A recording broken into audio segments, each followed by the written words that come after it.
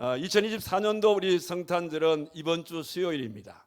그래서 이번 주 수요일은 연합으로 1부, 2부, 3부가 다 연합으로 해서 11시에 한 번 예배를 드리는 것으로 그렇게 하겠습니다. 그래서 이번 수요일 우리 성탄절 축하 감사 예배는 모든 성도들이 다 함께, 특히 우리 가족들과 함께 나오셔서 하나님 앞에 예배를 드릴 수 있는 그런 축복의 귀한 시간이 꼭 되기를 바라는 것입니다.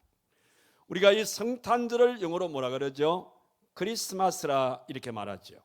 이 크리스마스라는 이 말의 원래의 이 뜻은 이 라틴어에서 왔습니다. 유럽 쪽에서 쓰는 이 라틴어에서 왔는데 두 가지의 단어가 이 합성어가 된 겁니다. 예를 들면 그러니까 이 크리스마스라는 말은 크리스토라는 말하고 그다음에 마스라는 말이 두 개가 연합이 되어져서 크리스마스. 그래서 이것이 이제 영어로 넘어오면서 역시 마찬가지로 복합으로 나눠 있죠. 크라이스트 플러스 마스. 그러니까 그리스도 그리고 마스라는 것은 만나다, 경배한다 이런 뜻입니다. 그러니까 크리스마스라 이 말씀은 이 땅에 오신 아기 예수님을 만나는 날입니다.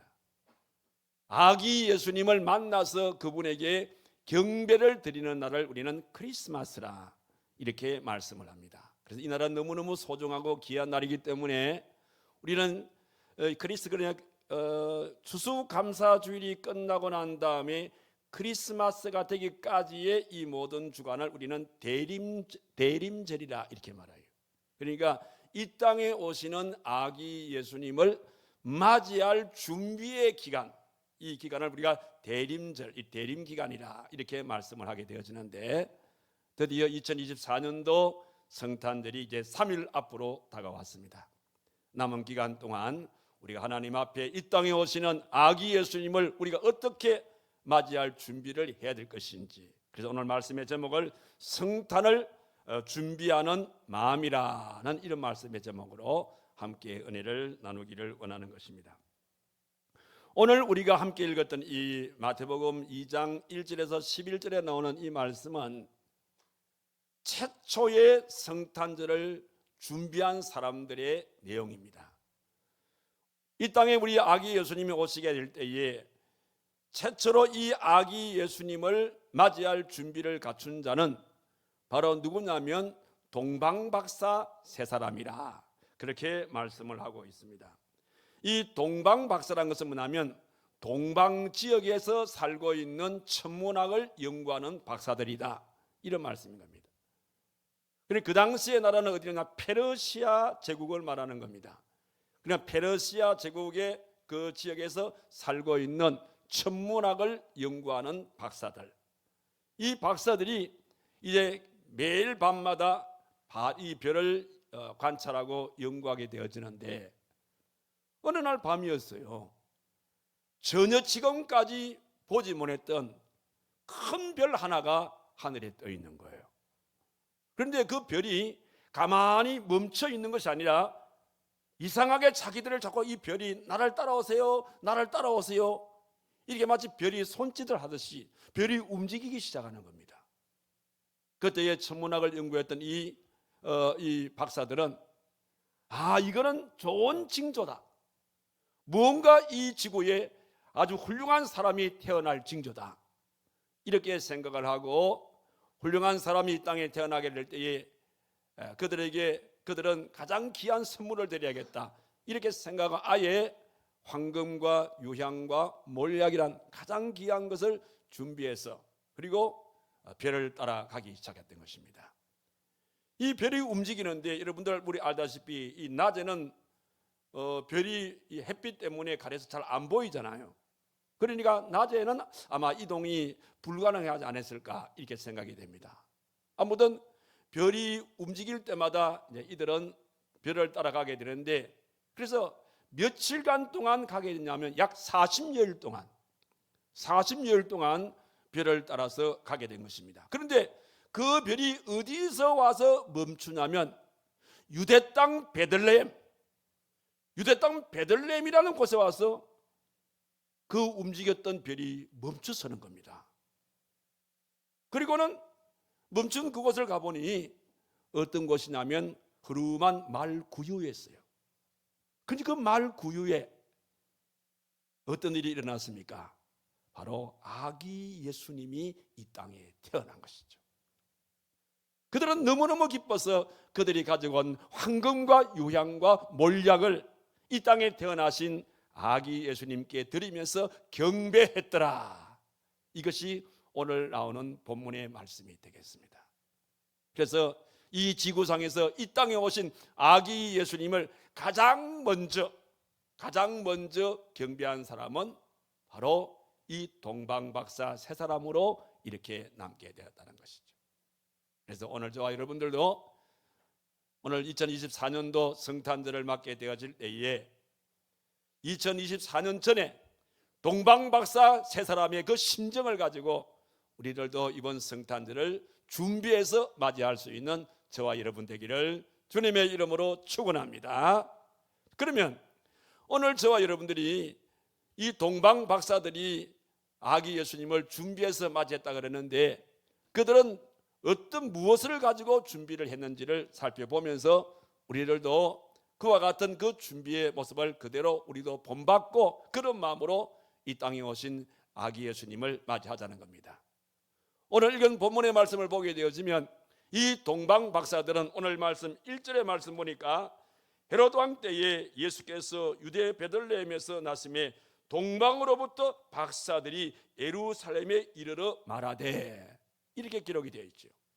그러니까 여기서 말하는 이 동방이라는 것은 앞서 말씀드린 페르시아 제국을 말하는데 오늘날 말하게 되어지면 이것은 바로 어디를 말하냐면 바로 지금은 지도적으로 볼 때 이 이란 지역입니다. 이란 지역을 말하는 겁니다. 그러니까 지금 이 이란에서 자 지도 떼어주세요. 이란에서 그러니까 예루살렘까지를 말하는 것이지요.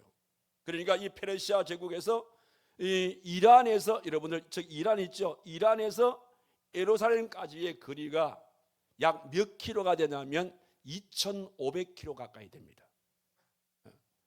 약 2,500킬로 가까이 되어지는 그 거리를 가게 되어지는데 이게 쉬운 길이 아닙니다.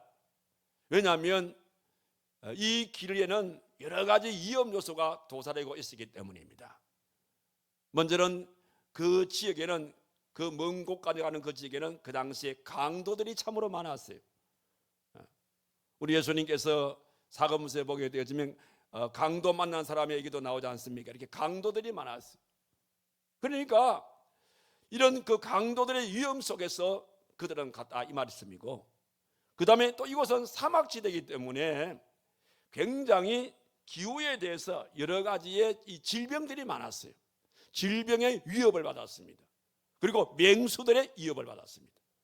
이렇게 강도들의 위협과 그 다음에 질병의 위협과 그 다음에 이 맹수들의 이런 여러 가지의 이런 위협을 받는 그런 가운데서도 그들은 마다하지 않고 이 땅에 태어나신 아기 예수님을 만나기 위해서 먼 길을 마다하지 않고 그렇게 걸어갔다는 사실이죠.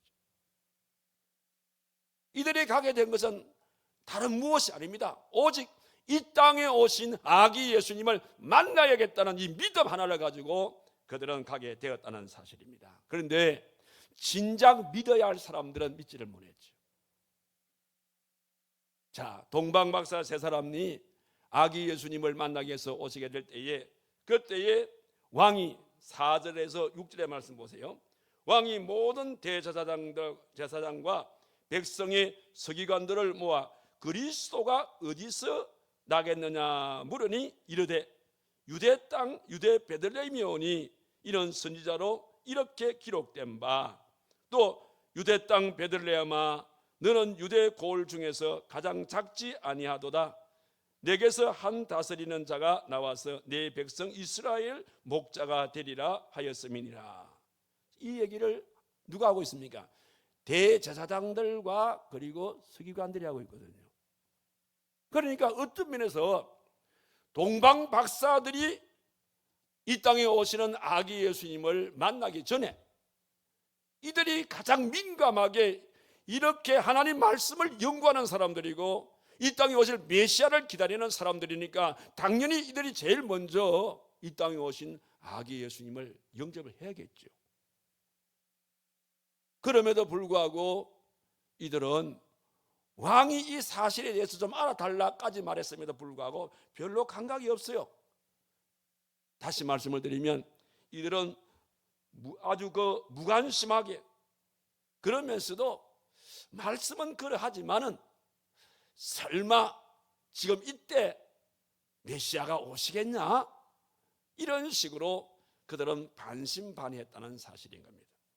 여러분, 하나님의 말씀이란 것은요, 설마란 게 없습니다. 하나님의 말씀은요, 되면 되고 아니면 아닌 것입니다. 이것도 아니고 저것도 아닌, 그게 아니에요. 그래서 우리 예수님께서는 항상 우리에게 뭐라고 말씀하십니까? 어떤 일을 행하시고 난 다음에 꼭 마지막 결론의 말씀이 믿음대로 되리라, 이렇게 말씀을 하신 것입니다. 자, 믿음이라 그러니까 이 얘기가 생각이 나네요. 어느 한 청년이 D.L. 무디 선생님한테 믿음에 대해서 질문을 했답니다. 선생님, 도대체 믿음이란 게 뭡니까? 이렇게 질문을 하니까 D.L. 무디 선생님이 믿음을 진정 알기 원하느냐? 예, 알기 원합니다. 그럼 나를 따라오너라. 그러면서 이 청년을 산으로 데리고 올라갔습니다. 산으로 데리고 올라가 가지고 이제 한 나무 위로 올라가라 그랬어요. 그 나무 위로 이 청년이 올라갔습니다. 나무 위로 올라갔을 때에 무디 선생님께서 그 옆에 있는 나무 가지를 잡아라, 잡고 매달리라, 이렇게 이야기한 겁니다.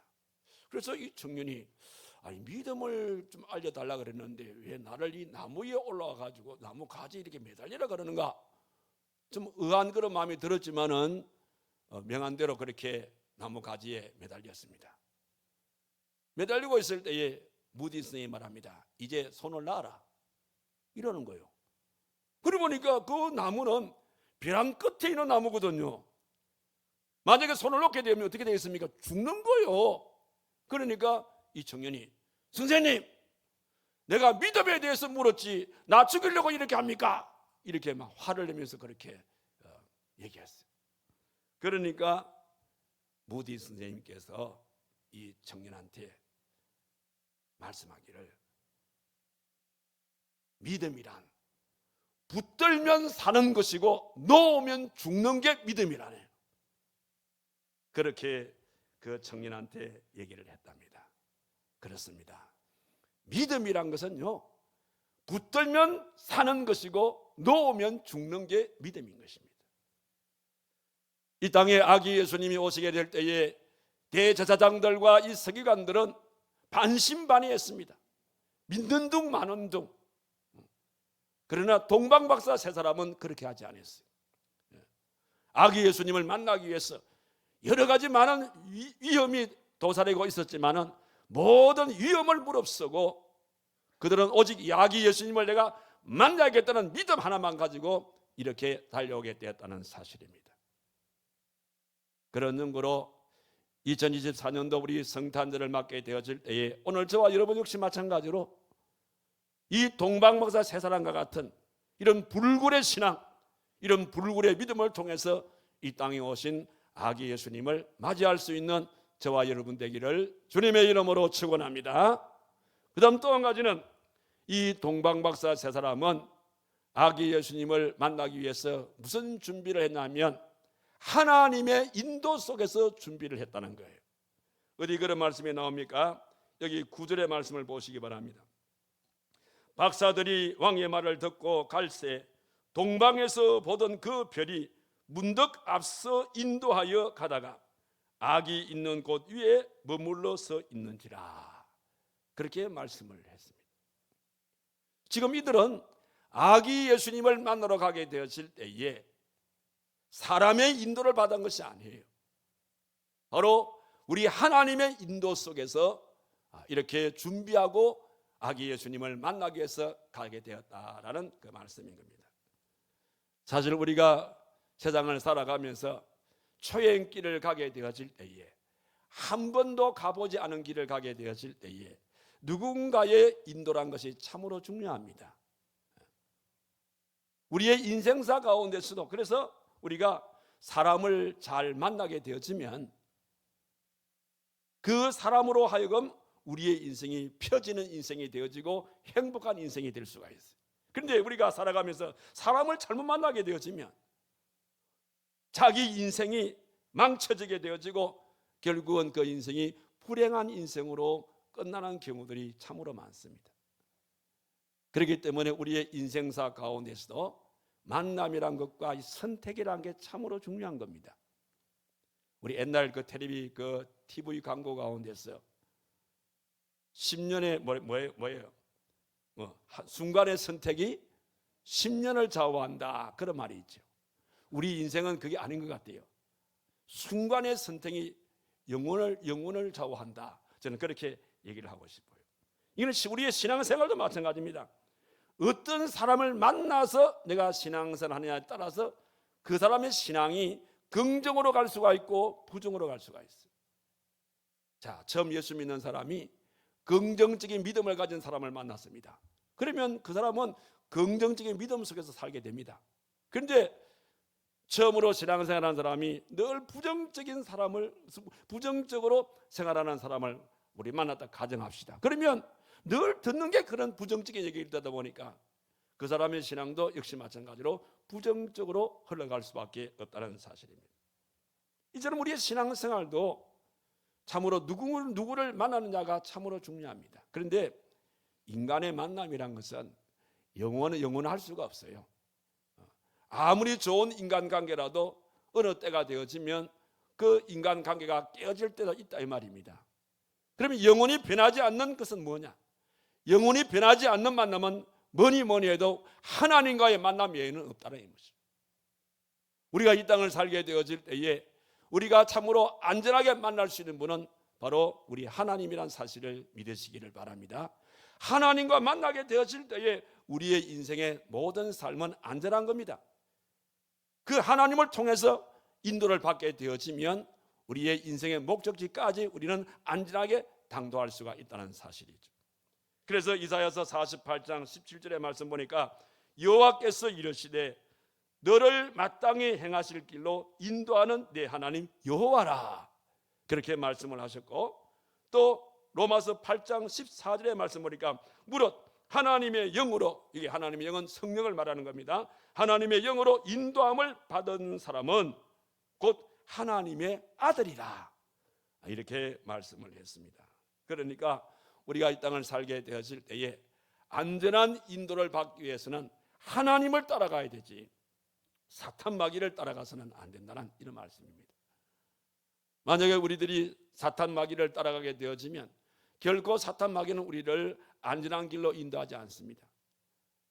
그가 인도하는 것은 육신의 정욕과 안목의 정욕과 이생의 자랑의 길로 우리를 인도할 것이고, 우리를 교만스럽고 우리를 탐욕스러운 이런 곳으로 우리를 인도하게 될 것이라 그 말입니다. 이런 곳은 우리의 인생이 안전한 곳이 아니라 패망의 길이라는 사실입니다. 그래서 진정으로 이 땅을 살면서 안전한 길로 인도를 받기 위해서는 우리 하나님의 인도 속에 우리가 살아갈 때에 안전하다 이 말입니다.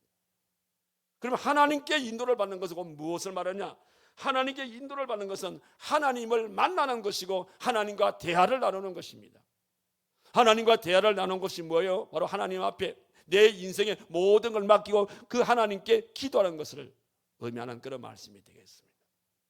그런 연고로 우리가 이 땅을 살아가면서 참으로 안전한 인도를 받기를 원한다면 하나님의 인도를 받으시라는 거예요. 그래서 우리 청년들이 결혼의 문제를 앞두고도 하나님의 인도를 받으십시오. 취업의 문제를 앞두고도 하나님의 인도를 받으십시오. 그리고 사업을 하실 때에도 하나님의 인도를 받으십시오. 우리의 인생의 어떤 문제라도 하나님의 인도를 받을 때에 안전한 목적지까지 도착할 수 있을 것이라 믿습니다. 오늘 본문에 나오는 이 동방박사 세 사람은 이 땅에 오시는 아기 예수님을 만나기 위해서 이런저런 사람들의 인도를 받지 아니하고 오직 하나님의 인도 속에 이 땅에 태어나신 아기 예수님을 만났다는 사실을 기억하시고, 오늘 저와 여러분들도 이 동방박사 세 사람처럼 우리 남은 3일 동안 이 땅에 오신 우리 아기 예수님을 우리가 만날 때에 하나님의 인도 속에서 그러면서 준비하며 맞이할 수 있는 저와 여러분 되기를 주님의 이름으로 축원합니다. 그다음 또 한 가지는 이 동방박사 세 사람은 아기 예수님을 만나게 되었을 때에 기쁨으로 맞이하게 되어졌고, 나가서 그들은 가장 귀한 예물을 준비해서 맞이했다라고 그렇게 말씀해 주고 있습니다. 여기 10절의 말씀을 보십시오. 여기 보니까 그들이 별을 보고 매우 크게 기뻐하더라, 그렇게 말씀을 했습니다.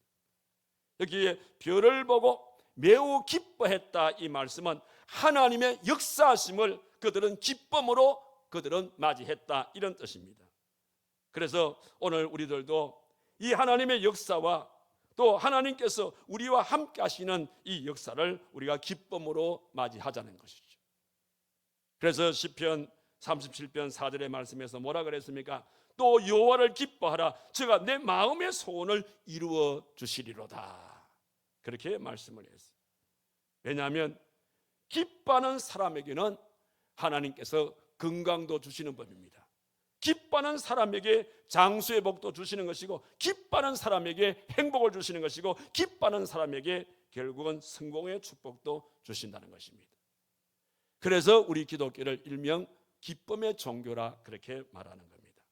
그래서 오늘 저와 여러분들, 우리가 하나님 앞에서 늘 우리가 살아갈 때에 기쁨으로 살아갈 수 있는 믿음의 성도들이 되기를 바랍니다. 그래서 우리가 승리할 때도 기뻐하시고, 또 예배를 드릴 때도 기뻐하시고, 또 생활 속에 혹시라도 환난과 또 역경의 바람이 불어온다 하더라도 하나님께서 전국적으로는 우리에게 모든 것이 합력해서 선을 이루어 주실 것이다 라는 사실을 믿고 기뻐하시고, 또 그 외에도 여러 가지로 어려움들이 따를 때에도 우리가 하나님 앞에 기뻐하는 삶을 살아가는 거예요. 그래서 사도 바울은 빌립보서 4장 4절에서 뭐라 그랬습니까? 주 안에서 항상 기뻐하라, 내가 다시 말하노니 기뻐하라, 이렇게 말씀을 하고 있습니다.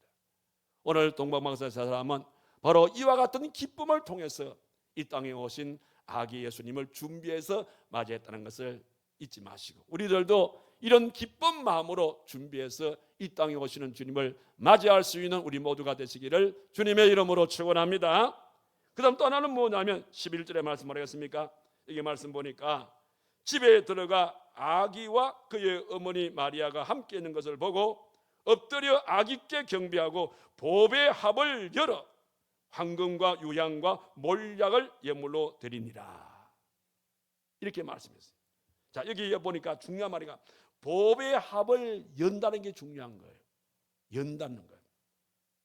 자, 왜냐하면 열지 아니하면 아무런 소용이 없어요. 자, 여러분의 삶 속에 만약에 귀한 보배 합이 있다 가정합시다. 여러분이 가지고 있는 보배함은 어떤 것입니까?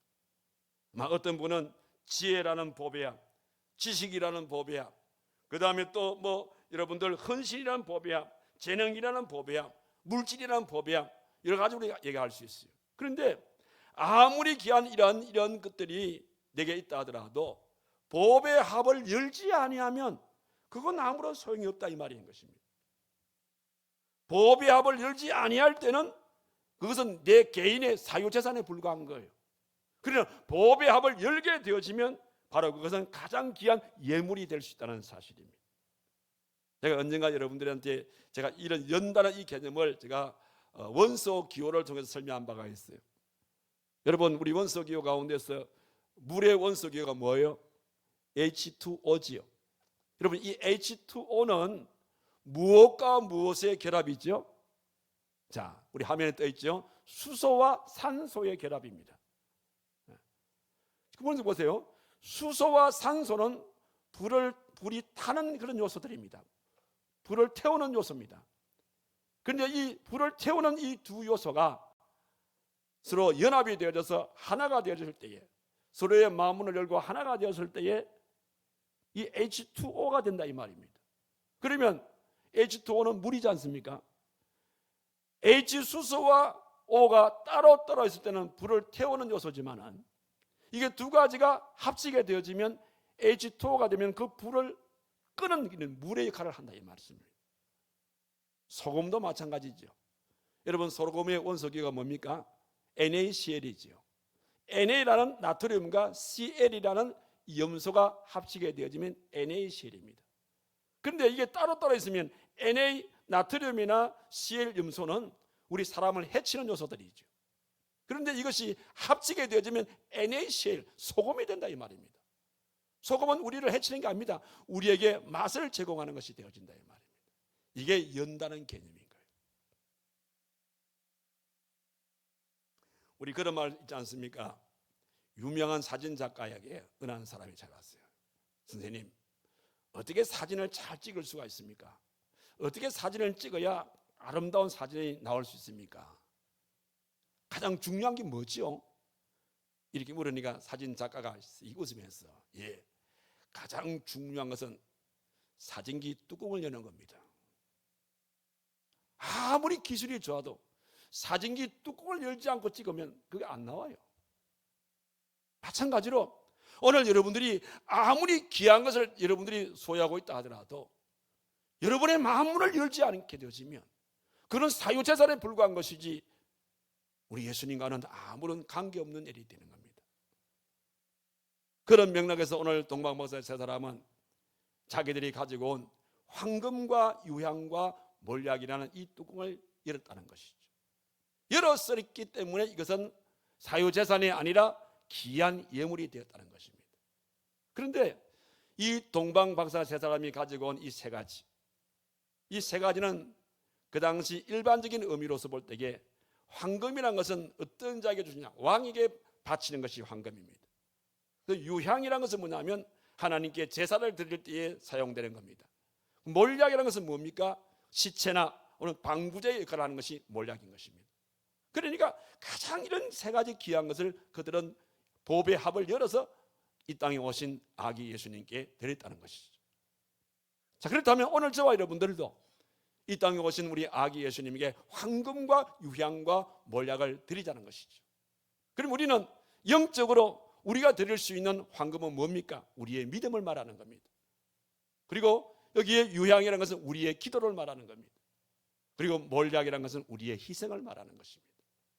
그래서 2024년도에 맞게 되어지는 성탄절은 동방박사 세 사람처럼 믿음으로 준비해서 이 땅에 오신 아기 예수님을 맞이하고 또 우리가 하나님의 인도 속에서 그리고 우리가 특별한 이 기쁨의 마음을 가지고 나가서 나의 가장 귀한 믿음과 나의 가장 귀한 기도와 나의 가장 귀한 내 삶의 전부를 드려서 이 땅에 오신 아기 예수님을 우리가 준비해서 맞이해서 그 예수님을 우리의 마음속에 또 모시고 그리고 이 아기 예수님을 만방에 전가하며 나가는 이번 성탄절 되기를 주님의 이름으로 축원합니다.